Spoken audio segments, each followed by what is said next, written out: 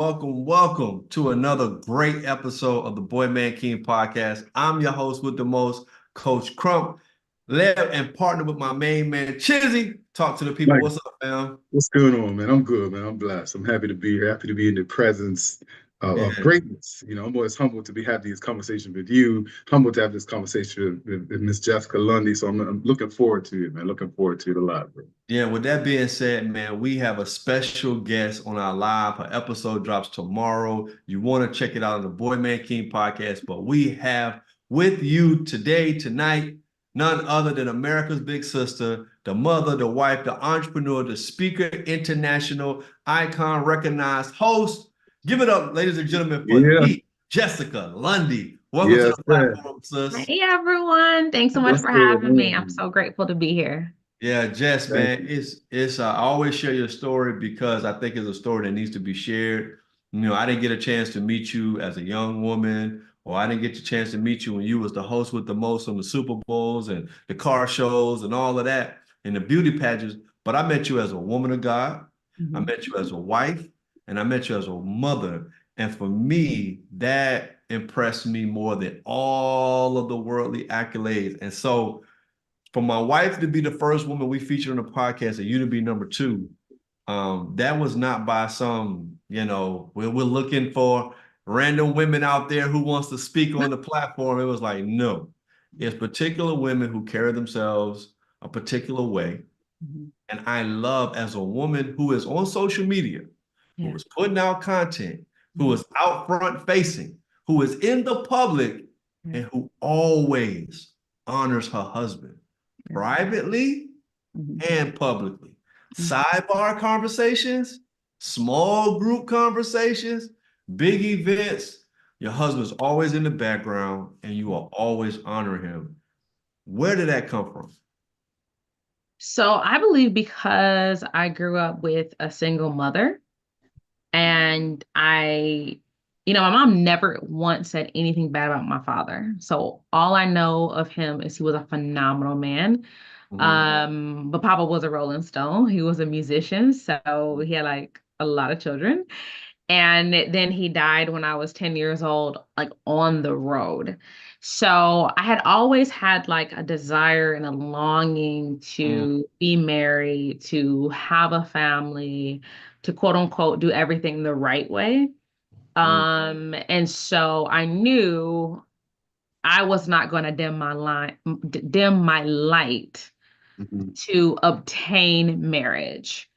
Sometimes women feel like, well, if I'm a strong woman or if I got my own stuff going on, I gotta like bring that like alpha energy down mm, to get the man of my dreams or to be happy or to live the fairy tale.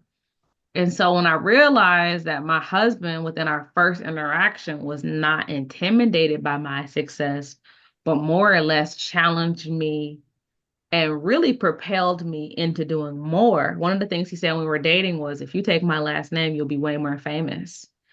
That was the kind of energy you gotta like for the men out here watching this, and you're like, man, like I really want like a successful woman, I want a high achieving woman, I want all of that. Don't come with her some weak energy. It's not gonna play out well. mm. Right. You got to be your most confident self. Come And on. because he was talking spicy, I was like, okay, you didn't got my attention. But Mm, more importantly, he loved God and he has had my back before anybody knew my first or last name. mm, So I don't ever want anybody to be confused, especially I think, and this is for anybody watching this, if you know you have a big, bubbly personality that some people can say is charismatic, other people can say is flirtatious, you then have to on purpose say, I'm married and I'm happily married. Yeah. Because Yeah. what I realized in my 20s, if you don't say that, then people think, oh, well, I mean, she married, but she ain't married. I mm, didn't know you had to say it twice for it to be real.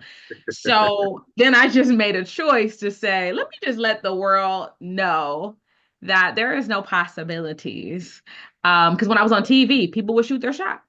And I wow. used to be like, whoa, everybody knows I'm married and y'all still like, why would somebody want to be with somebody that's blatantly disrespecting one of the most honored positions they can have?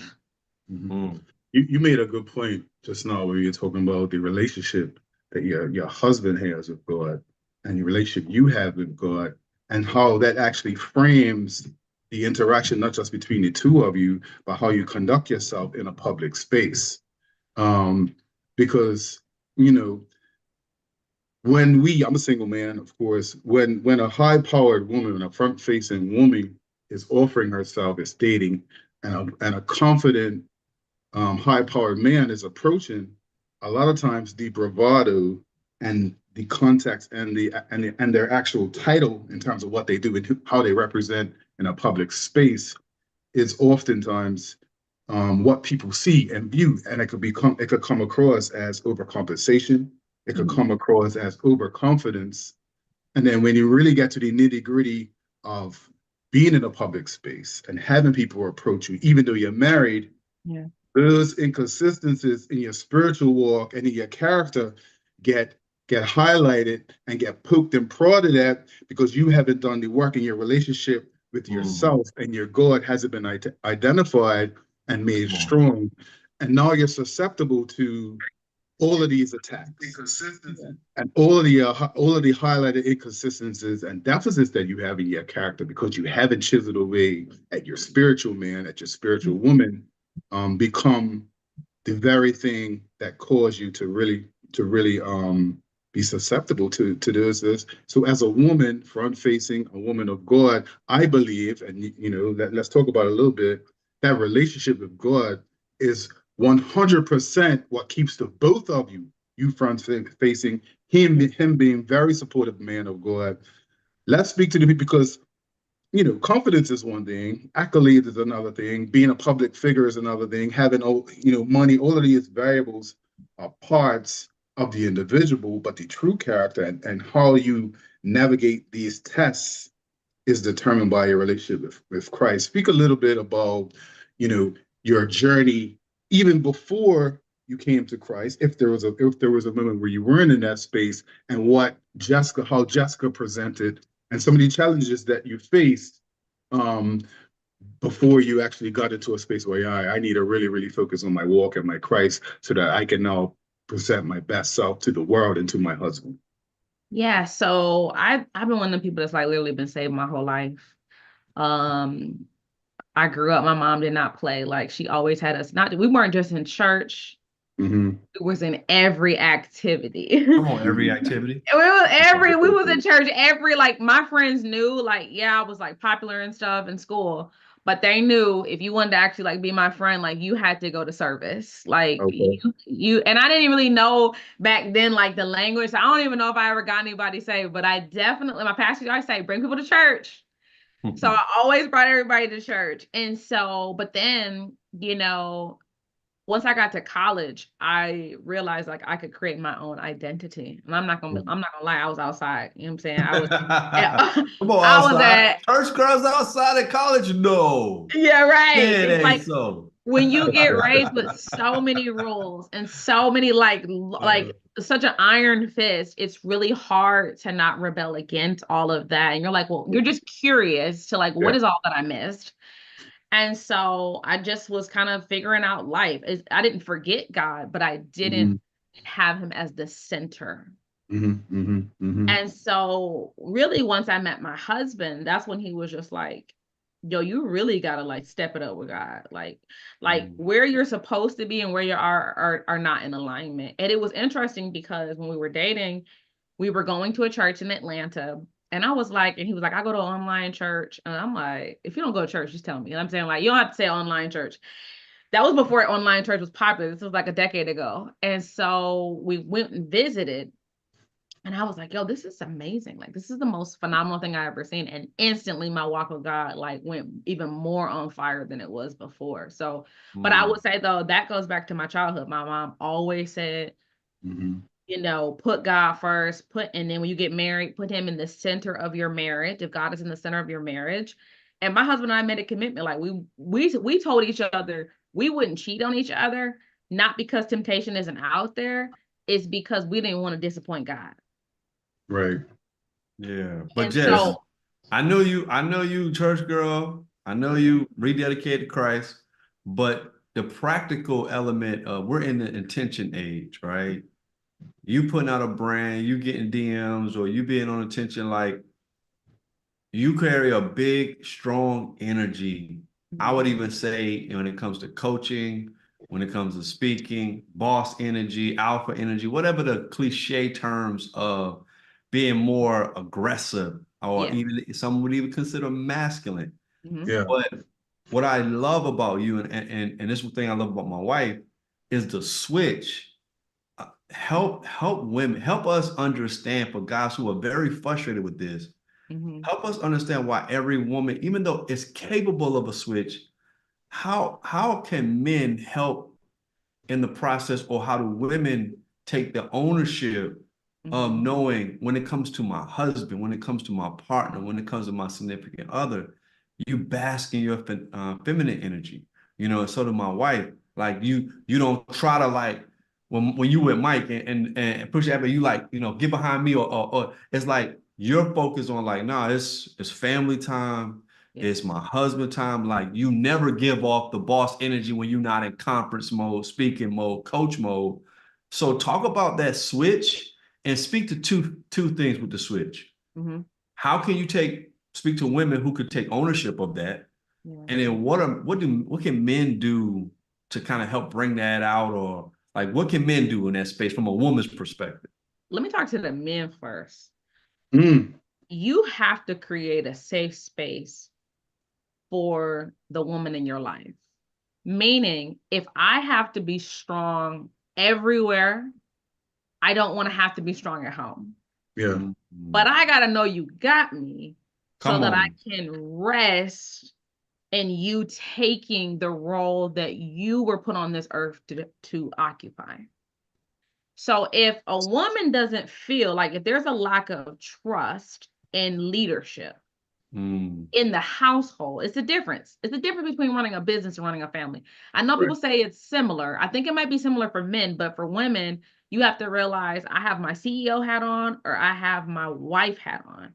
And I'm not going to say like I woke up and had this understanding, but when I decided like I wanted to not just be married, because I feel like the ideal of being married and being married are two totally different things. Trust me, I know. I mean, the wedding is amazing. You know what I'm saying? Yeah, yeah, Oh my God, the dress, the wedding, the yeah, picture. yeah. The And then idea. someone's trying to, you're trying to do life with people who are totally different. Like, that's a lot of work. Yeah. And so we were button heads because I do have a strong personality. And I just realized like that's just not going to work with a real man. And Mm. honestly, I didn't want to. Hold on. Say that part again. Say that whole statement again. Yeah, like that alpha energy at home is not going to work with a real man. Come And on. and let me be clear, that's why I was so frustrated when I had when I was on the Next Level Living podcast, at the clip went viral when I said that I needed a helpmate, because they was like, "Oh, he must not be a real man here." He's much more of a real man to not go to the Instagram comments Yeah. and start talking about something that he's not aware of. That a real man doesn't do that. Right. So he got time. He's busy. He has a job. He has a career. He's taking care of his family, right? So I just knew if it was going to actually work, that I had to kind of go into that submissive role. Not that my opinion is not heard, but I just knew like bucking up against what God created is not going to produce the fruit that I want. I've also learned in my maturity, it's better for me to be silent, because women, we pop off so quick. And then he's bleeding because you didn't, blah, blah, blah, blah, blah, blah. Now he's like, oh, in recovery mode. And it just didn't need to be said. So I think for the women, you got to know, like, if you want your marriage to work, especially if you are a believer, right? We have to go back from the word. We can't run from the word. We can't edit the word to what we want it to Come be. on. That would be convenient for us. Come on. We have to say that God's plan is better than my plan, and I will adjust to fall in alignment. Mm-hmm. That's the intentionality that has to be had. So for the women, you got to really make sure that your plan is in alignment with God's plan. And then for the men, you got to create a safe space. You got to be trustworthy. If you say you're going to do something, you got to do it.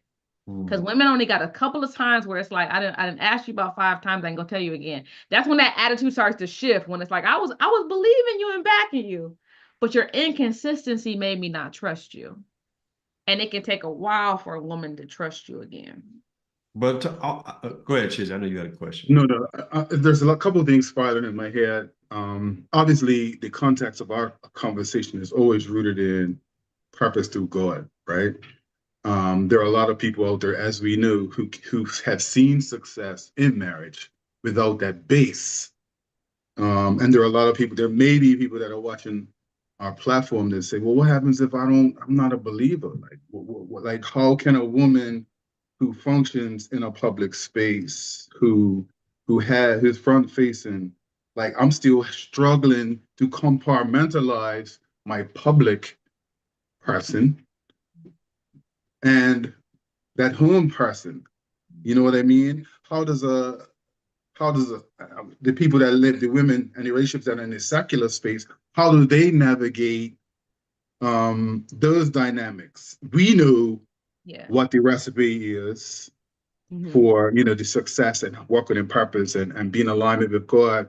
But there's a lot of people out there that say, But let me give, go ahead. But let me give more context just before you reply. Like, I think in general, in biology, and like my thing when it comes to relationship between men and women, and we are in a gender war, and it's a spiritual thing. And I know us, we got the spiritual part, but accepting the differences for me is like the fundamental challenge too. It's like just accept the fact that we're different. I get in a relationship to say, I'm going to protect you with my life. Yeah. Jesse, you let us know. Do women just naturally be like, oh, I'm gonna die for this fool right now? Like if you with me, in my mind, my experience, women don't naturally think like I'm going to go and die for him. Men literally think, I'm going to literally. You want me to tell you a funny story about that? Yeah, I probably shouldn't say this publicly, but I know you'll get a laugh out of it. So I was dating a guy. This was like when I was making my transition to like suburban Black girl to like wanting to be curious in college, like what the streets look like. And so I was dating this guy who we went to college together. So I'm like, I didn't know until like he went back from the holidays that he was about that life. And so we were at like a gas station, like near his house, and this dude pulls a gun out on us, right? Mm-hmm. Now, mind you, I'm in the car. He's pumping the gas. Why was my first reaction? I hope this does not go viral. My first reaction was to lock the doors. It was self-preservation. Mm-hmm. Because I was always taught protect myself. Yeah, and but I don't. He locked eyes at me. But see, but look, that's not even fun. Like to me, that I'm not even shocked or surprised because that's how women think. They think self-preservation. They getting in this thing to think about, I'm gonna be safe. Men get in a relationship and say, I'm gonna keep you safe. Yeah. Right. You get what I'm saying? Like women saying, I'm gonna get in this because you're gonna keep me safe. Men say, I'm gonna get in this because I'm gonna keep you safe. So for me to be in charge of safety and security, and then you don't be submissive. I love this story analogy where it's like your security detail. There's threats out there to take us out and take you out.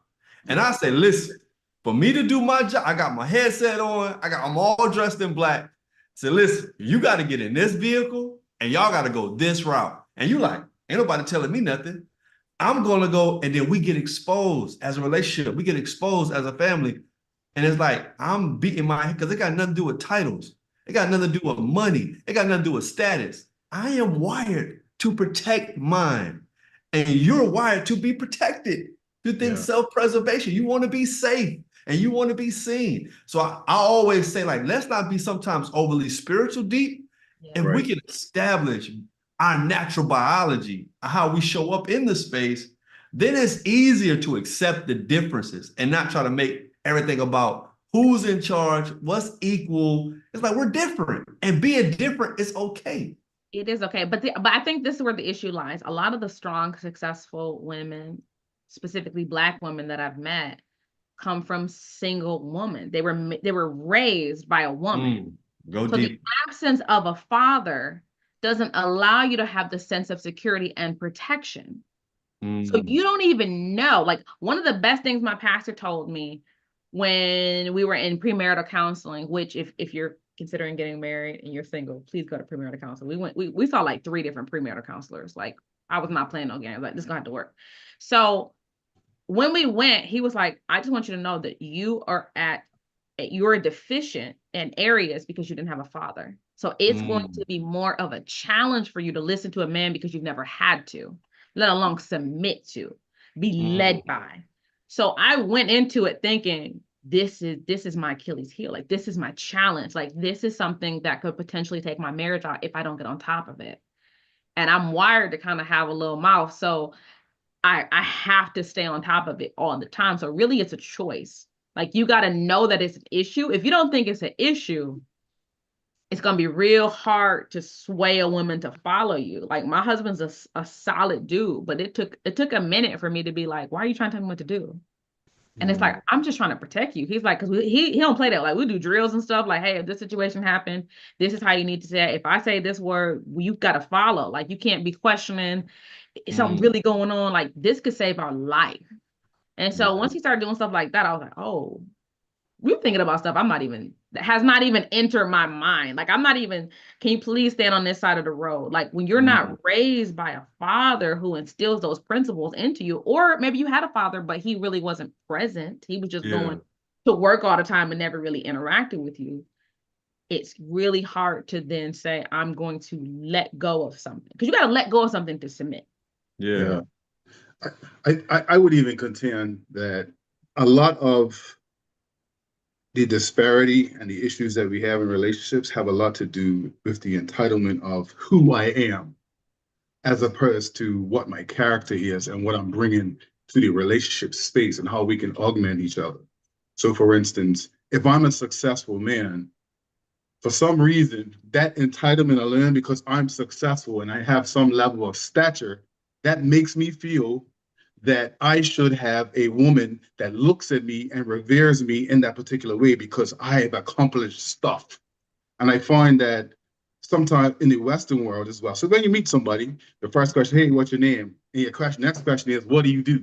Yeah. As though your identity is completely wrapped in who you are professionally, whether you're an athlete, whether you're a surgeon, whether you're a celebrity.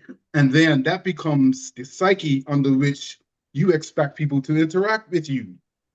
So it's like, all right, I'm Che Paul, this accomplished person. Now you have to acquiesce to what I say because I can't, in my mind, I can't even make the switch that I may have deficits in my character. I may have childhood traumas that are unaddressed that really and truly, on a professional scale, I'm a 10, but in a social emotional space, I'm a 1 or a 2, which means that a 1 or 2 is the type of woman that I may potentially have the capacity to attract. You know what I'm saying? And so what happens is you get into a relationship, and because your accolades and who you are is the center of how you want people to receive you and how you even interact with other people based on your entitlement and how they perceive you, no longer is it just humanism. No longer is it character. And it just becomes this weird, like, you owe me something because I've accomplished. And You know what here's I the crazy mean? thing. If you don't, I love what Jess said. I want to catch the nugget. The premarital counseling, you deal with your daddy issues. I think that's huge to tell all women. Like, get some And man, counsel, free relationship, free commitment, and deal with your daddy issues and accept your issues. You was like, my issues ain't going nowhere. They're there, and I'm gonna make a choice. But I want to say this, and I want to ask you. Me and my wife, we had on a platform, and we talked about, like, we joke about, like, we was college kids, college sweethearts, brokers in a joke, building from scratch. But we both grew entitlement and resentment of we got status within the relationship. So I was unique in that in our early stages, like, now that I'm a 1%er, now that I'm a status, now I'm a successful, I feel like you should be treating me a certain type of way now. that speaks to what I'm talking about. I went Exactly. through a season. Yeah. But it's like what made ours awkward. We had that expectation, and I never sat down and had that communication or understanding. Like, I see myself as this. Now, my wife definitely was trying.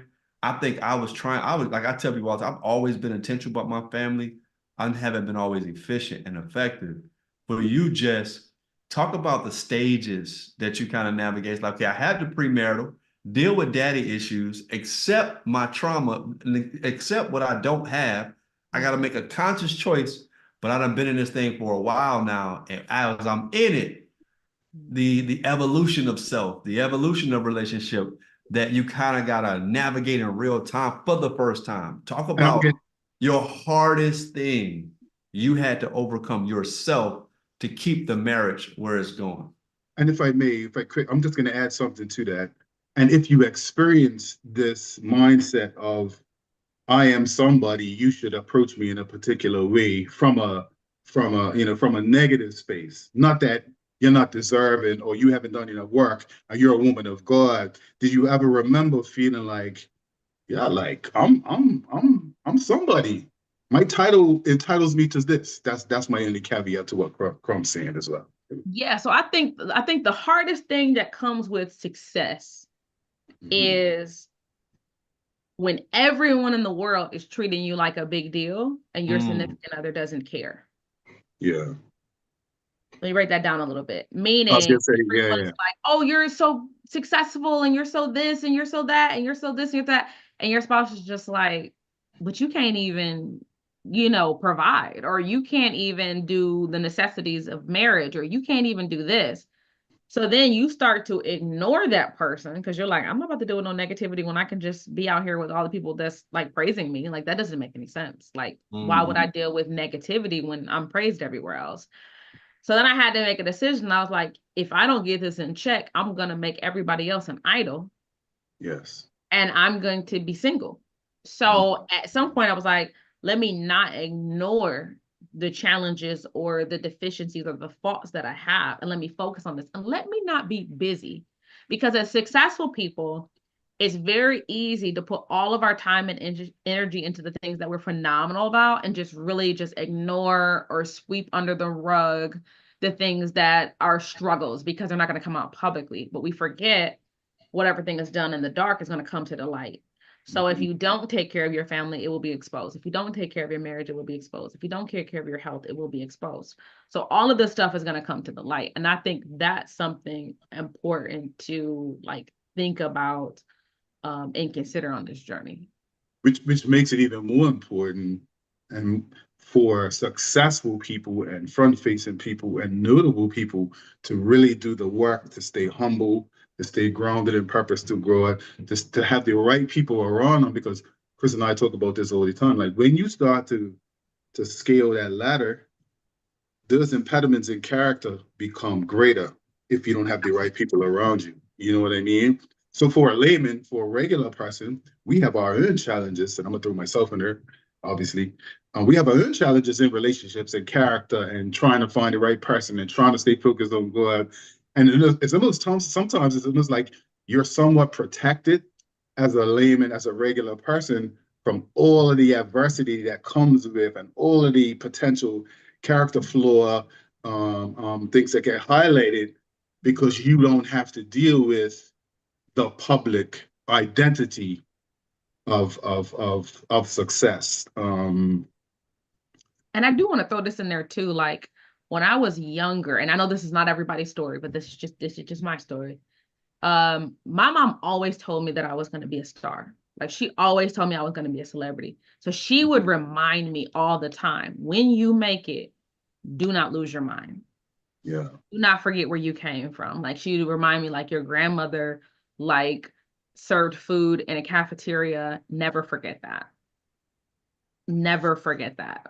Like we come from hard work, and like your grandfather worked at GM. Like you come from hard working, humble, like blue collar work. Like don't ever get to a level where you feel like you have arrived and you feel untouched to the roots that you came from. And I think because people deal with like trauma based on like where they grew up, or they're trying so hard to separate themselves from their lineage that didn't look the way they desired to have, that's where that like puffed up chest is like, you got to submit to me and you got to do this. It's like, no, anybody trying. It has to be two servants or it's just not going to work. Yeah. And you know what? It was wicked as well. Your kids are a good way to keep you grounded in that too, right? Because no matter who you are, Chris, no matter who you are, Jessica, no matter who I am, your kids are your only daddy and mommy. And For at the end sure. of the day, their needs still have to be met. Yeah. And they don't care about the bank, they don't care about the cars, they don't care about the title. At the end of the day, if you're not there at PTA meetings, if you're Yeah. not there at basketball games, if you're not there to make their basic meet their basic needs, you know what I'm saying, they will feel the effects of that lack. You know what I mean? So what you was Let's gonna say, my guy? Yeah, I was gonna say let's go deep. Y'all ready? Let's take a deep dive, Jess. Let's do it. Let's speak to one of the elephants in our culture. We are Black Christians in the Western society, right? We seen the modern transition, and this platform wants to expose like this really challenging between this gender war. How much in the women's culture are they aware that society is out to kill men, particularly men of color, and exploit women to the point where women take no ownership or like use money, use step, make them so individual and independent to subconsciously keep them away from Black men. Are women in general like conscious of the script since the Cosmo magazine, since Sex in the City, since Section 8 housing? Like all of these things are like promote this narrative so that because if we keep the families apart, Separation. separate, we don't have to worry about taking out the culture, taking out Black families, taking, because they would take themselves out by putting the women against the men. And you know what I mean? Like are women conscious of the social narrative to keep us separate? Yeah. Let me say this. I can't speak on behalf of every woman. I had conversations with women before, and people have told me that I see it from that perspective because I have alpha male energy, which allowed me to realize that there is a gap. Hold on. I don't want to make sure I didn't interpret what I didn't. I don't want You to heard make. it. I want to make sure I didn't misinterpret what you said. So can you just say that again? Yeah. I want to make sure I follow you. Yeah. So I remember just like having like conversations with girlfriends saying like, doesn't it seem crazy that, there's such this emphasis on you have to date a man who he got to be making six figures. He got to be number one in his company. He got to be this. He got to be that. He got to be that. Like, why is there such an emphasis on this? Why are there so many absent fathers? Why is this? Why is that? I just felt like every time I had those conversations with people, it was met with excuses. Mm-hmm. It's like, well, he needs to take responsibility for his kids and he needs to do it. In fact, and I know some really solid dudes that desire to be a father to their children, and the woman don't want nothing to do with him because he don't want nothing to do with them. Yeah. And I always tell With people, her. like, we got to break this narrative. Yeah. Yeah. And so, and the reason why I bring it up, because I could champion for me and Chiz and all the good men, like the fact that we got to fight with a woman to do the things that we want to do as a man is mind-boggling, because here is the culture shock for us is when you step outside of Black women, you get a complete different experience in the Western world. But majority time, ain't no perfect world, but a lot of times when you go to Asian, when you go to a deep root Caribbean, or you go to any other ethnic group, the respect and the response from the women is completely different from my sisters. And so for a lot of men who I know I'm mentoring, I'm on a prayer line with, I'm like, how are these good men who are coming home every day and giving all their money and giving all their time and praying over, how are the women disrespect? I cannot process. It literally it bogs my mind. Like Now, let me that say this. gap. I don't hang out with disrespectful women. Yeah. So if somebody is a little ratchet and then you bring all that energy in together, girl, you deserve this and you don't need to be doing them. And you don't need, your circle matters. Your circle of influence is the most important thing. And if everybody going out, everybody partying, everybody sleeping around, everybody doing all the stuff they're not supposed to be doing, everybody's cussing, doing all of this stuff, all of that energy just fuels itself, and it just fuels confusion. And that's why I say, like, that's Satan's number one agenda, is to keep us distracted. And this men against women, this black against white, this, it's like a gender war, race war, just all of division, so that people cannot have the unity that's necessary to be successful. And so my heart often breaks for the state of the country, for the state of division, because it's so evident. But what I realize is that if you have blinders on, right, if you're so self-absorbed with your own situation, you cannot even see what's happening to a nation. And that is heartbreaking. Yeah, I think this is such a multi-layered, you bring a multi-layered sort of perspective and context to the conversation we're having. It's hard to really dissect why men and women are being pitted against each other. There are so many schools of thought that says, you got a lot of women that support this idea that they don't need men and they could do it on themselves. And you got there's ideals that say that men, all they have to do is be providers financially. And if you don't have the capacity to provide financially, then, you don't deserve a high quality woman, or you don't deserve a good woman. Like to your point is, I think that ultimately what we can't control is us and what we do for ourselves in terms of ensuring that we handle all these childhood traumas. We go to counseling. We associate with people who can enhance our lives in a positive way. You become more spiritual. You go to the gym. You're regularly putting things in place, and we talk about this a lot, that lead to self-empowerment and self-development, so that when you're ready, you can actually give your best self to someone else. I could speak from personal experience. I kind of feel like, no, I'm single. I kind of feel like I'm not in a space to even date somebody yet, because I may have the character that's necessary. I may even have the spirituality, but I still think there are things that I'm still trying to push for myself professionally, that I still need to be able to present my best self in this phase of my life.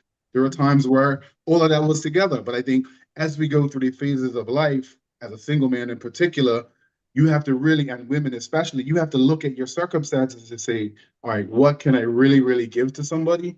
And what do I have to do for myself to ensure that when I'm ready, that I can present in the best possible way so that we both can win.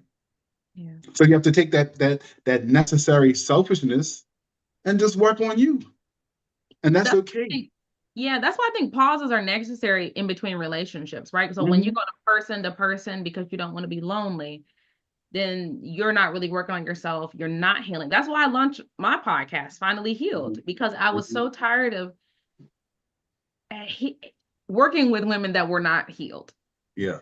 So they're desiring to be married, they're desiring to make money, they're desiring all these things, but they don't want to actually tap into the healing that's necessary to achieve the things they desire. And so we want to skip past that place of healing, or actually the people want to skip past the place of analyzing why a relationship didn't work. But that part, see, that's the part where, separate of being healed, you gotta take ownership. Yeah, you got take responsibility. Got to. So I know for me as a coach, Jess, you're a coach, Chizzy, you're a counselor. Like, for me, it's like that's the space. But I find that to be in relationships very, like, we so much are used to, and this is my world, and this is my world experience. Because I like you, just I don't hang with ratchet dudes who disrespectful to women, who don't handle their responsibilities. So all the men I deal with, they handle their responsibilities, they're doing their best, and they're showing up every day. And they're beating their head against the wall privately, because it's like, my wife doesn't want to be a wife. She wants to be married, and she doesn't take responsibility and ownership of what she has to do. And I tell people, I told my wife this recently. I was like, man is responsible to get a house, get us someplace to stay. And whether with who, what, why resources, we come together to figure that out. But a wife makes it a home. A woman makes it an experience, an encounter. I do my part, but like, she wanted me to be emotionally intimate and connected. I've never done that in my life.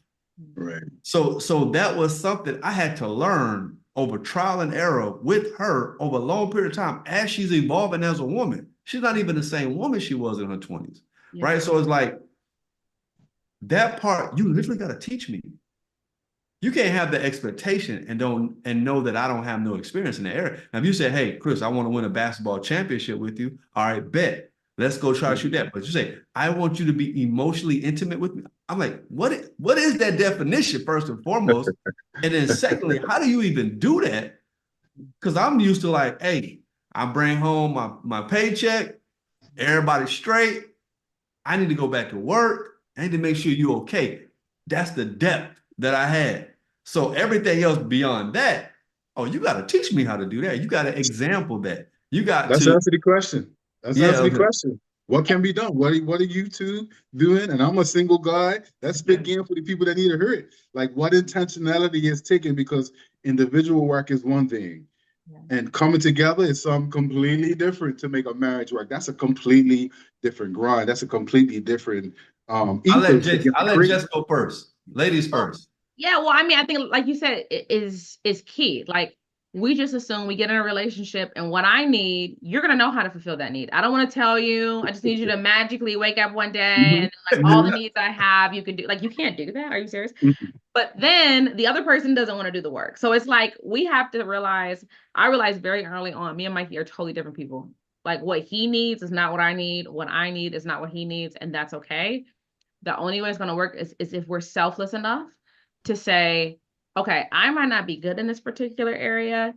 Let me, because I'm the research queen. Like if I'm not good at something, I'm gonna take a course, I'm gonna read a book, I'm gonna hire a specialist. Like I don't care what type of resources I need to be my best.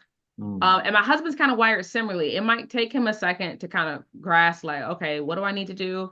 But we're very much like, just tell me what to do. Like, don't make me guess. Neither one of us are wired well to be like, just guess what I want. Like, prime example, my husband knows, and I'm pretty sure both of y'all can attest to it. I don't know what it is about women in selecting food, but it just is like the hardest thing for us to make a decision. It's just like, I'd rather just fast. I'd rather just not even eat. It's I'm so triggered, bro. I'm stressful. triggered right now. She triggered me. I know, I knew I was gonna trigger you, but what I realized is the problem is women have to make a lot of micro decisions throughout the day. Yeah. And constantly having to make all of these decisions over and over again allow us to be so overwhelmed that we shut down. So that's why we respond like, I don't know, and now you're crying. It's just like, it's just a sandwich. Just eat. But you know what helped me like talking to each other? When I realized so many women were just like that. Like it was like 80 to 90% of women wanted their husband just to make the decision. So because when you first in a marriage, you literally think you're the only one going through your issue. For You're sure. like, I just can't believe that I did all this in life and I got a relationship with God. And then you go talk to like, if you go actually talk to spirit-filled 20 marriages, you will see like 18 out of 20 is dealing with the same exact thing. So then when I realized 4 years ago, oh, this ain't personal. Yeah, exactly. This has nothing to do with me. Yeah. Right. This is just what it is. And I am responsible to respond accordingly. So I make decisions with my wife. Like this last night, she was like, baby, this shoes or these shoes? I said, the ones that don't hurt. Put those on, let's go. Right? She was just like, so like I don't even do like, well, what you think, baby? I make decisions like that because I know she's gonna ask me over and over. You want to watch this? You want to eat that? This shoe. What about this bag, baby? But do you think this bag go? And I'm like, Ninja, how did I sign up to be this? Like, aren't you an independent adult? Can you just not make your own decisions about yourself? Can you at least alleviate? We value we value, even though I know husband sometimes is like, why when you're at home you look a mess and then when we go out you trying to, but we value your opinion so much that it's like that's a form of submission. And I think men see it as annoyance when it's like, no, it is annoyance, but I want to make some clarity. It's annoying, but it's also an opportunity, to your point, Jess, of showing our leadership with our wives. Like it's their way. What I've experienced, what I've coached other men, it's your way. You can correct me, Jess, of like building trust and building a safe space is asking for your validation, affirmation, confirmation. Because the women will ask. Because then if you don't, you'd be like, dang, she don't care what my opinion is about nothing. It's like like we're so extremist as people. Yeah. She don't even You want ask me my what she opinion, but you thinking. don't want my opinion. Yeah. I told I tell you how do you deal with this, Jess? Where like how have you matured as a woman? Where my wife is in her bag right now. That you understand and accept and honor your husband's humanity. And let me tell you what I mean. My wife always jokes like, "This is Chris happy face. This is Chris mad face. This is Chris sad face. This is Chris I need some help face." So she had to learn, oh, your stoicness doesn't dismiss your needs. And I can't be because you're always there and I'm always asking you and I'm always asking you to help me do this and I'm always asking you to help me do that. Now, can you help this? Now realize I'm as his woman and responsible to take care of him and his needs because he's not going to say anything. He's not going to make a big show. He's not going to blow up. But in our heads, just every single day, we expect you to take care of our needs. How have you made that switch in your maturity to say, even though he hasn't said anything, nothing has happened, he hasn't done it, I know I need to go to him and make sure he's taken care of as a man. Yeah. Is that something like where and vice versa as well? Yeah, but I just want to speak to that space because women are better at telling you, hey, listen, I try not to, it's my last time telling you, like women are more, you get what I'm saying, right? Like, absolutely, yeah. I think it was when my husband said that I needed to read the room better. And I'm like, what are you talking about? Like, I'm a coach. I always read the room. Like, I'm in business. And they said, no. That's actually part of your speaking points is reading. Yeah, I was like, bro, like this is what I talk about.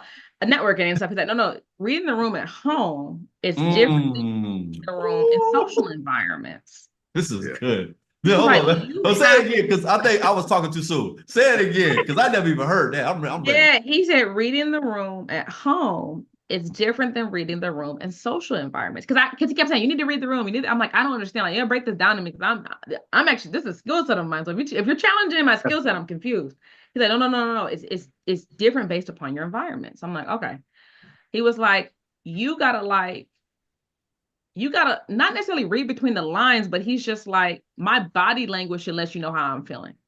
Like if you should be able to look at me and say, my husband is irritated, just observe me for about 5 or 10 minutes and you'll know what's wrong. He was like, I don't want to be asked a million questions. Hey, babe, what's wrong? You hungry? You need this? You need that? You need this? You need that? No, I need you to know me enough. I need you to be in tuned enough. I need you to be selfless enough to know what I need when I need it. And use context clues because I'm very direct. But because you're very busy, okay, because you got a lot going on, you might miss something that you should have picked up on. So then I have to kind of go back to myself at times when I want to take the easy route is to say, what's wrong? What's going on? You need this, you need that. The more sophisticated, mature route is to say, let me process. How long has it been since? When's the last time I need to do this? He asked me to do this and I did like start going through the evaluating. Like recently, like, and I don't think he'll mind me saying this, but like Mikey's like on a health journey. And I kept thinking like, man, I feel like he's deficient in something. Like, I feel like something's going on. Like I wanted to ask him like a million questions. And then what I did, like proactively just booked a doctor's appointment. And he's like, I don't have time to go. I'm like, you gotta go. And it ended up being such an amazing thing. And I realized like men don't like they don't like a lot of questions. They don't like a lot of it's just like, just be direct. Sometimes I get the best results when I just book the stuff. Hey, babe, you're doing this tomorrow at 5. Hey, you're doing this. Hey, you're doing that. Like just taking a little charge, not like bossy, but just like based on consideration, as opposed like I observed this, so I took this. You know what I'm saying? Like how long? And like how anticipation long did it of take you? How long did it take you from being with him, married? How long did it take you to get to that point in your bag where it was like last couple of years? I mean, it took them. Come on. So how long y'all been together in total years? Yeah, we've been together 10 years. The first 5 years, it's a miracle we're still married. We just was really two stubborn people wanting our ways, and and honestly, I'm not gonna lie, like it is hard to be a high achieving woman, right? Like it's hard, it can be challenging to make the type of money that I make. I'm not gonna, and I told my husband this from the very beginning, I will never put the pressure on you to make as much money as I make. That's just not fair, because we didn't come into the marriage with the same kind of goals. My goal is always to be number one in everything I do, always to be at the top of the field, always to be I'm wired this way. He's not wired that way. And that's why I always say he has always been amazing in the supportive role.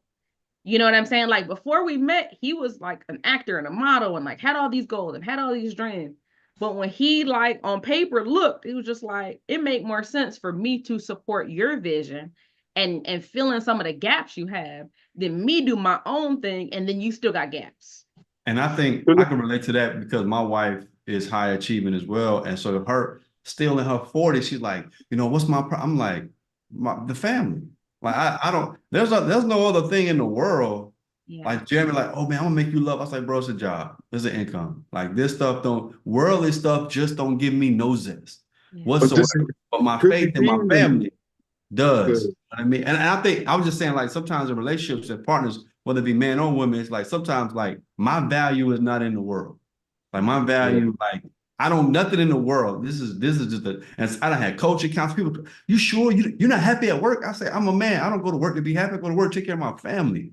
Like I see work as a means to an end. And it ain't my work is going to define me. Like my wife and children and my relationship with my father in heaven is going to define me. Not a job is a job. Like I'm not going to ever, you know what I'm saying? Yeah, let me say this real quick. And that is one of the reasons I waited so long to have children. Because people always ask me, like, why did you wait so long to have kids? Like, we've been married, like, all this time. I was told my whole professional career, like, don't have kids. It's a distraction. Like, you need to put your head down. And mind you, I've always been mentored by men. So they're like, who's going to take care of these children?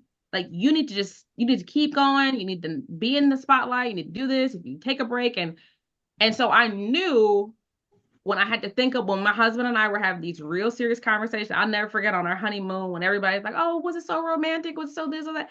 Yeah, it was. But the best thing that happened in our honeymoon was a conversation we had, like overlooking the ocean. I was like, what do we want? Like, if there's no limitations, what do we want? And I was telling him all the stuff. And he was like, well, how do I support this vision? And I was like, yo, at some point I want to have kids. But like, you would really have to hold us down, you know what I mean, at the house for me to still be able to do all the stuff I want to do. And he's like, I always wanted to be like a stay-at-home dad. Like, I always wanted to be a present father. Like, I always wanted to like make sure, like, especially if we had a daughter, like I want her to feel protected and supported, and I want to teach her, and I want to do this, and I want to do that. And he was like, we were clear on that vision. And that's why sometimes there's so much conflict when children come into the picture, because nobody has really talked about like what the roles and the responsibilities of the parents are going to be. And honestly, I'm wired so much on like business, CEO, this, that I desired to be a mother, but I also didn't want that to be my whole idea. I didn't want to have an identity shift because I became a mother. And I believe sometimes for God's grace, he gave me a child that has the medical complexities that she has, because that forces me to slow down and to practice being more present and to be around. Because in reality, I was like, yo, we're going to get a nanny. We're going to have this. We're going to have that. We're going to have this. And God was like, no, I want you gonna get there again. But I just need you for a moment to spend. Because they said the first 3 years is the most vital years in a child's life. And I'm trying to serve that to the best of my ability. But that could be hard. You did a great job. Thank you. Yeah. Great job. Yeah, I think that your story, both of your stories is amazing. A sticking point for me is the fact that, well, the world was to construct a narrative that a man who doesn't financially make what a woman makes is less than. And there's a lot of conversations, a lot of narratives, and a lot of people that subscribe to this particular narrative. But I think that, it's important, like you said, to have conversations initially about roles in the relationship. Because at the end of the day, the money is not the identity of the individual and the relationship. You know what I mean? If ultimately we just want the team to win. Yeah. You know what I'm saying? And so I think it's important because a lot of women will be like, I want my man to make more than me and he's got to take care of me and all that type of craziness, which is in some cases is ideal, but in some cases it's not ideal. But it doesn't diminish his masculinity Right. and it doesn't overly emphasize your femininity. And so my question is for the both of you, real quick, how do you navigate that space in a like what can a woman do? What's a practical thing for a man and a woman? How do they navigate? Because that can create some resentment in each for the person that is operating at a deficit, who's operating without financially. Like how does someone navigate that space in a healthy way, so that ultimately thus they were able to occupy the space and the roles that that's agreed upon within the relationship. Can I jump in on that? 100%. So I think like, and let me be clear too. Like, I didn't just come into this realization where like I was just okay and I accepted it. There have been times throughout our marriage where I'm like get it together. Like Yeah. you need to be doing this, and that. But I realized that was society telling me that. That's not how I felt. Mm-hmm. Mm-hmm. And so you got to figure out like what works for you and your household. The fact that me and my husband get to be at home. Yes, he could go out and work a traditional job, but he's gonna be gone all the time. And we love hanging out. Like we Right. love the lifestyle that we've created. So it's like, why am I gonna force something because society wants me to do it when I know I make a lot of money per hour? So if he was to get another job, like it just wouldn't even make any sense. You know what I'm saying? For the quality of life that I desire to have, it just doesn't make sense. So I think for anybody listening to this, male or female, you got to know like what is the quality of life you want, because you can always make money. There's a million ways to make money. You can always make money. So that can't be the number one factor when trying to decide on a significant other or decide on who should be staying at home. And you got to check in with your significant other too. I feel like there's a specific man that's watching this right now and his wife is extremely unhappy being a stay-at-home wife, stay-at-home mother.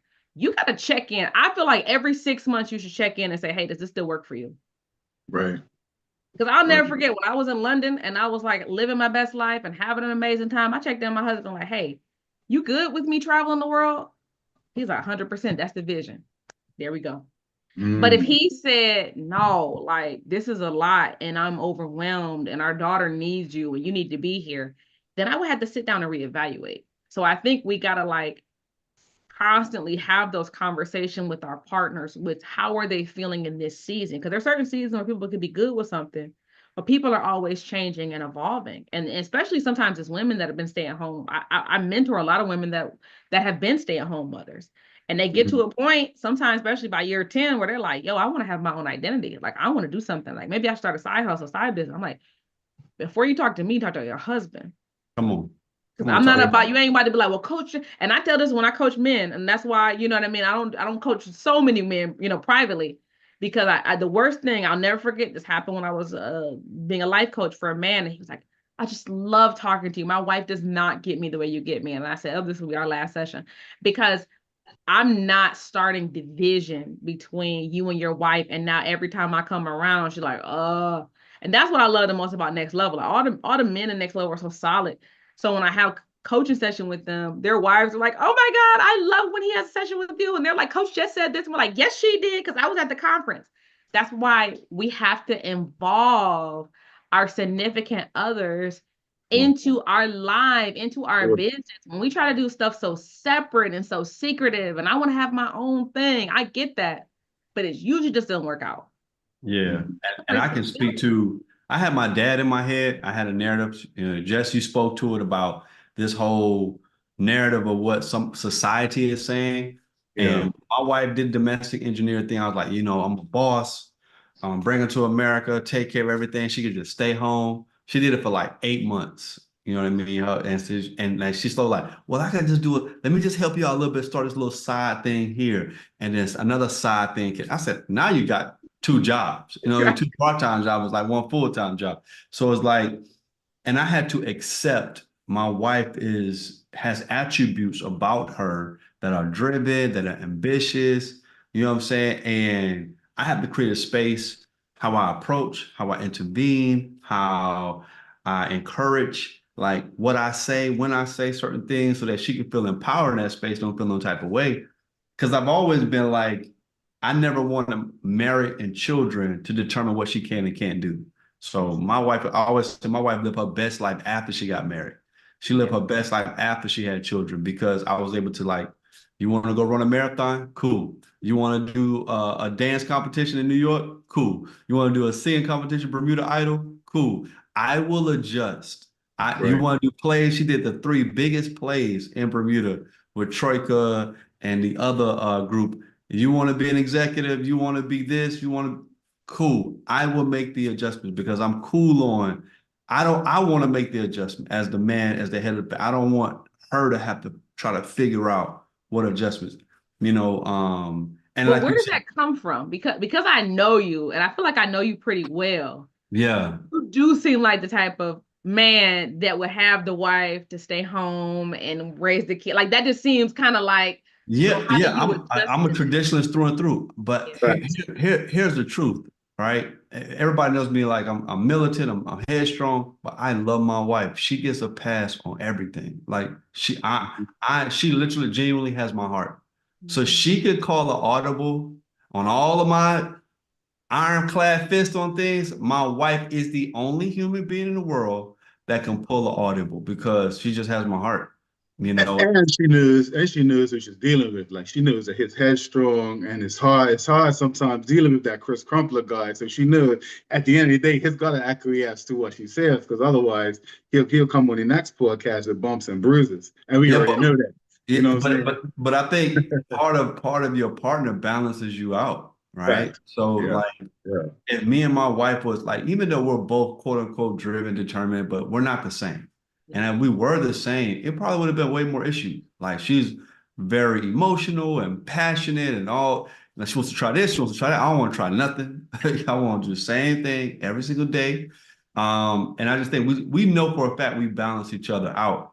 And so I know that not restricting her is helping us. Like letting her be that's going to some kind of way turn back around to benefit the family. Because she's Yeah, a and powerful woman. ultimately, and ultimately, like no one wants to feel restricted. Everyone wants to feel like they're living out their passions and their desires, and they're supported by their partners. I think that's ultimately what both of you are trying to convey.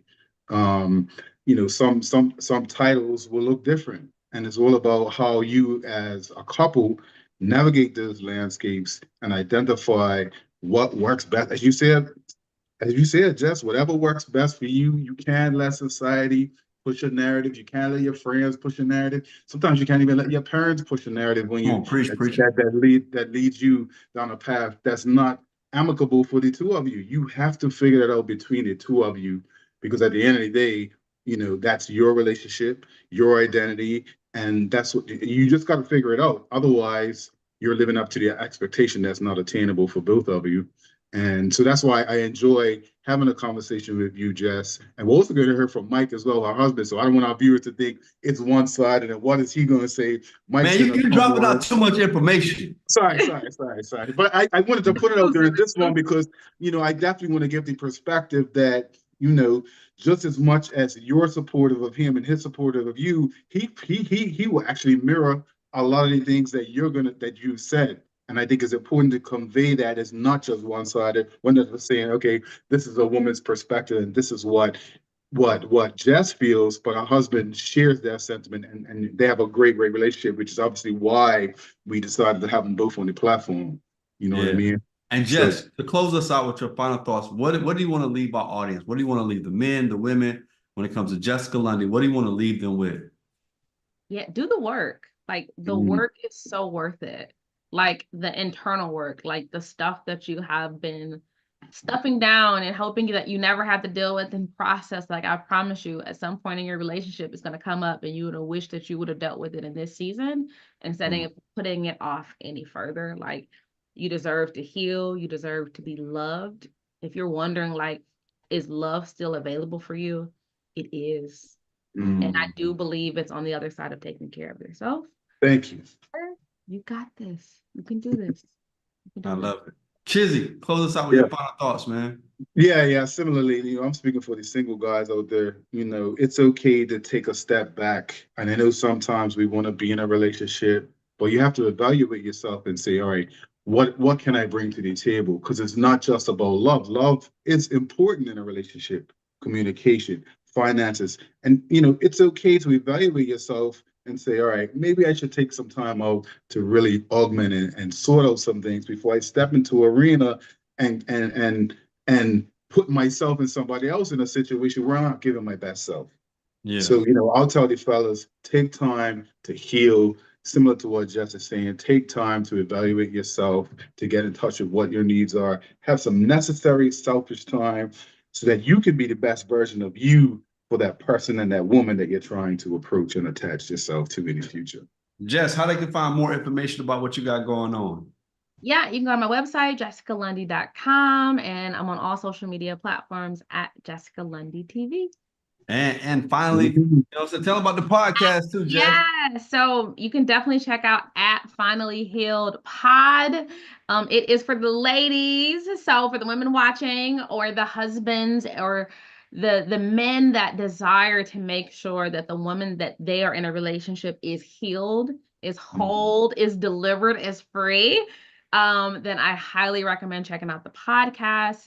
You can follow us on social media at Finally Healed Pod. I love it, man. And listen, welcome again, man. Please like, share the Boy Man King podcast. Please follow us on social media platforms. So episode drops tomorrow. And as we say on the Boy Man King podcast, the journey continues. Guys, thank you so much for being with us. And we'll see you all next week. Bless. That was it. Let me stop recording. recording. Yeah, that was nice.